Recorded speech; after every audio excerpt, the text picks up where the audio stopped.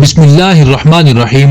بہت پہلے کی بات ہے، عرب کے ایک چھوٹے سے شہر میں ایک غریب نوجوان رہتا تھا۔ اس کے سر سے ماں باپ کا سایہ اٹھ چکا تھا، بھائی بہن بھی نہیں تھے، اس لیے وہ دنیا میں خود کو اکیلا محسوس کر رہا تھا۔ محنت مزدوری سے اس کی گزر بسر ہو جایا کرتی تھی۔ اس شہر میں کوئی صنعتی کاروبار بھی نہیں تھا اور نہ کوئی کارخانہ۔ چھوٹی چھوٹی دکانوں کے علاوہ مزدوری کا اور کوئی ذریعہ بھی نہیں تھا۔ چھوٹے چھوٹے شہروں سے نکل کر لوگ بڑے شہروں اور دوسرے ملکوں میں جا کر اپنی اپنی روزی روٹی تلاش کرتے تھے۔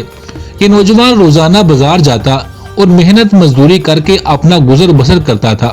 کبھی ایسا بھی ہوتا کہ مزدوری نہ ملتی اور خالی ہاتھ گھر لوٹ آتا۔ بہت تنگ دستی میں اس کا وقت گزرتا تھا۔ ایک روز ایسا ہوا کہ اس کو کوئی کام نہیں ملا۔ دن بھر کام کی تلاش میں بھٹکتا رہا۔ آخر کار شام کو خالی ہاتھ گھر واپس لوٹ آیا۔ دوسرے روز پھر بازار گیا۔ اتفاق سے اس روز بھی مزدوری نہ ملی، جس سے مایوس ہو کر وہ گھر لوٹ آیا۔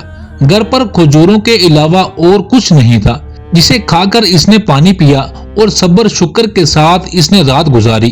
صبح کو وہ بہت فکر مند ہوا کہ اگر ہمارے کام کا یہی حال رہا تو زندگی کیسے گزرے گی۔ مجبور ہو کر اس نے یہ فیصلہ کیا کہ اب کسی دوسرے شہر میں چل کر اپنی روزی روٹی کے لیے کوشش کرنی چاہیے، ممکن ہے وہاں کوئی اچھا ذریعہ نکل آئے۔ دوسرے روز حسب معمول روزی کی تلاش میں پھر بازار کا رخ کیا۔ اس روز اسے کچھ مزدوری مل گئی۔ شام کو گھر لوٹتے ہوئے اچانک راستے میں اس کی نگاہ ایک بٹوے پر پڑی۔ اس نے اس بٹوے کو اٹھا لیا۔ اس میں 8 دانے بڑے موتیوں کے ایک لڑی میں پروئے ہوئے تھے۔ لڑکا یہ دیکھ کر بہت خوش ہوا کہ اب میرے یہ مصیبت کے دن دور ہو جائیں گے۔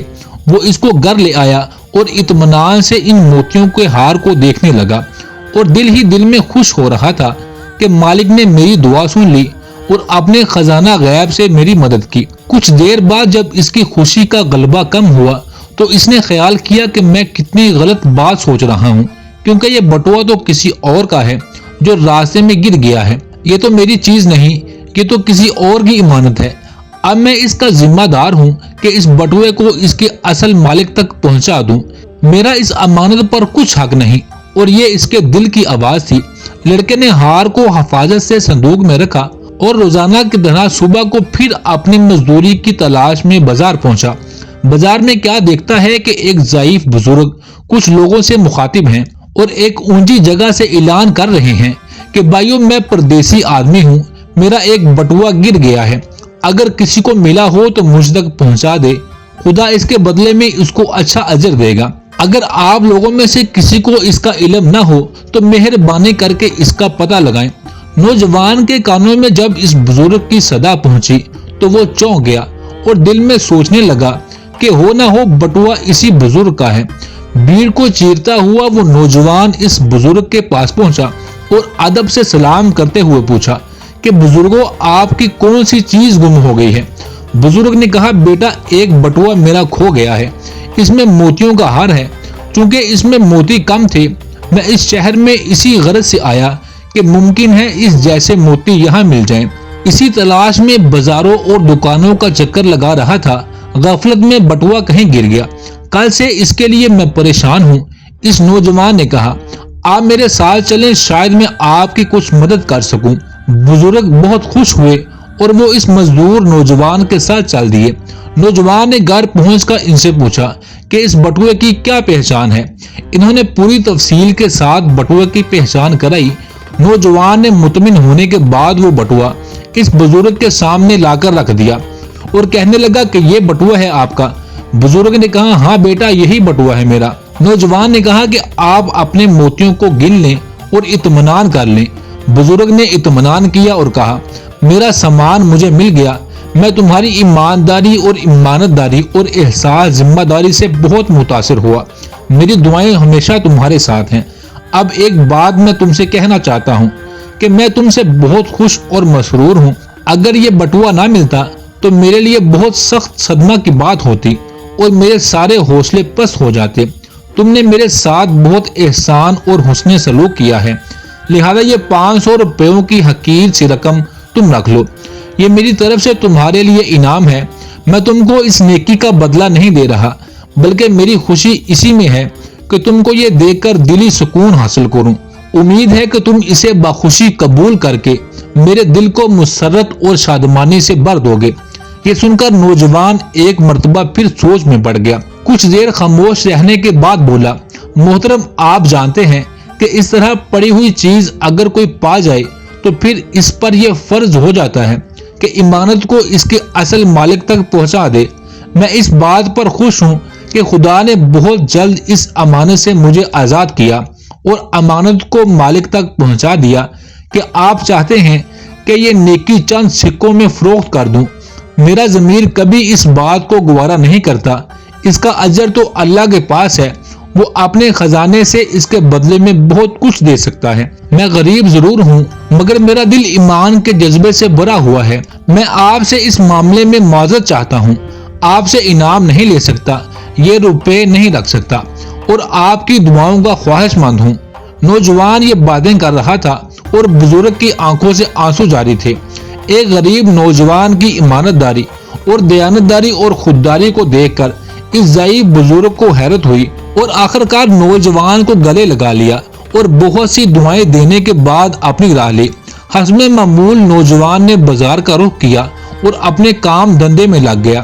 کچھ روز اسی طرح گزر گئے۔ اپنی ایمانداری اور رزق حلال جو اس کے مقدر میں تھا اس پر قناعت کرتا رہا۔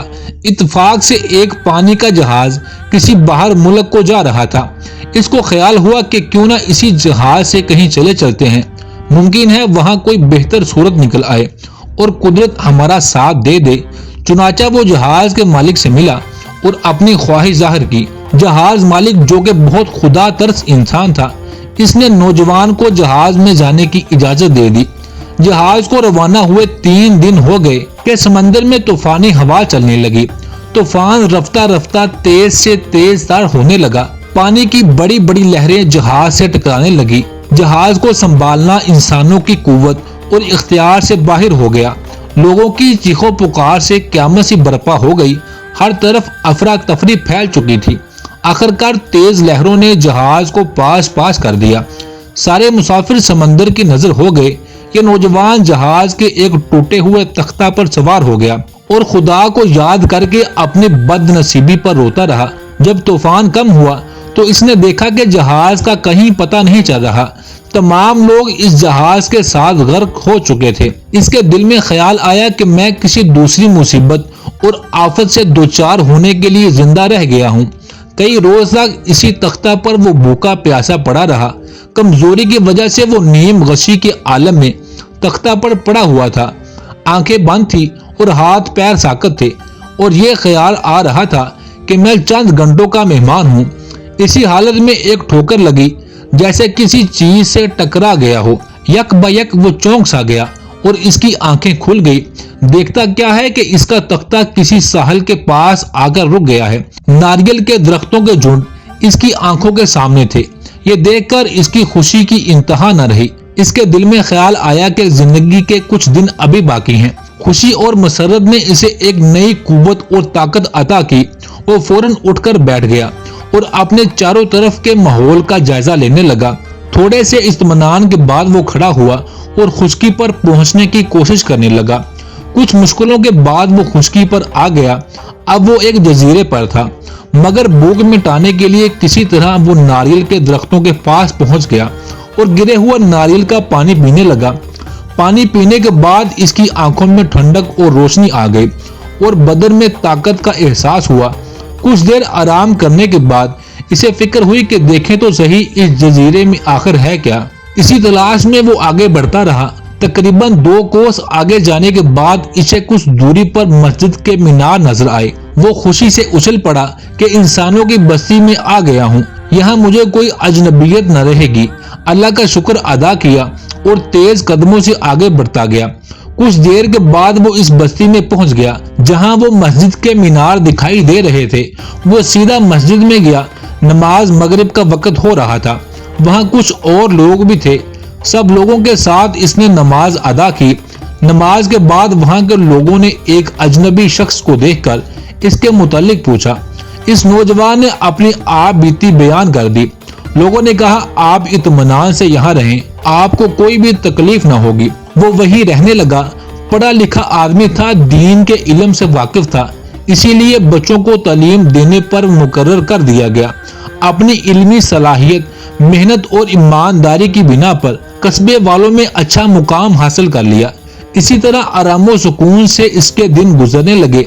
एक दिन कस्बे वालों ने आपस में मशवरा किया कि क्यों ना अपने सरदार की बेटी से इस नौजवान का निकाह कर दिया जाए, क्योंकि इस लड़की के वालिदैन भी इल्म वाले, मुत्तकी और परहेजगार थे। इनकी भी यही ख्वाहिश थी कि किसी इल्म वाले और नेक लड़के से इसकी बेटी की शादी हो जाए तो बेहतर है, लेकिन इनकी जिंदगी ने वफा न की और वो अल्लाह को प्यारे हो गए।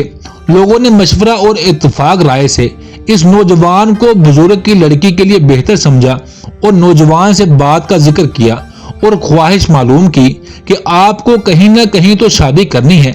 अगर आप ये रिश्ता कबूल कर लें तो हम लोगों को बहुत मुसर्रत होगी। लड़की बहुत नेक और तालीम याफ्ता है और हर तरह से आपके लिए मौजू है। नौजवान ने रिश्ता मंजूर कर लिया और एक रोज सरदार की लड़की से इसका निकाह हो गया। जब नौजवान की मुलाकात लड़की से हुई तो अपनी बीवी के गले में पड़े हुए मोतियों के हार को बहुत गौर से देखता रह गया और इसके होंठों पर एक हल्की सी मुस्कुराहट सी आ गई। मुस्कुराहट देखकर इसकी बीवी ने इसकी वजह पूछी तो इस नौजवान ने सिर्फ इतना जवाब दिया कि इन मोतियों के हार को मैंने पहले भी देखा था। बीवी के इसरार पर नौजवान ने सारा किस्सा बयान कर दिया। जब ये बात जजीरे के लोगों को मालूम हुई तो सब लोग नौजवान के पास आए और कहा कि बेटा इन मोतियों के हार का किस्सा क्या है। नौजवान ने जवाब दिया, ये हार मेरे हाथ आ चुका था, ताज्जुब ये है कि ये हार मेरी बीवी के गले में कैसे आया। इसके बाद नौजवान ने बुजुर्ग के बारे में बताया कि कैसे इन मोतियों का हार गुम हो गया था और कैसे इन तक दोबारा पहुंचा। लोगों ने यह दास्तान बड़े गौर से सुनी और नौजवान की तरफ टिकटिकी लगाकर देखा और कहने लगे, बेटा जो बुजुर्ग आपसे मिले थे वो आपकी बीवी के वालिद थे।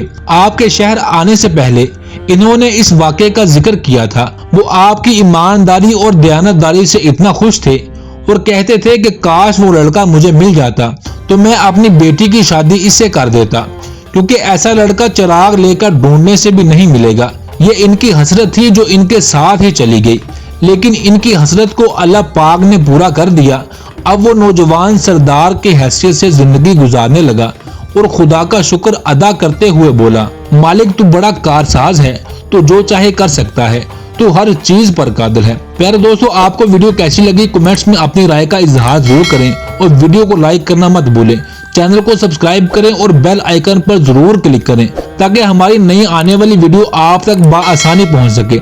अब तक के लिए इतना ही, मिलते हैं नेक्स्ट वीडियो में, तब तक के लिए अल्लाह निगहबान।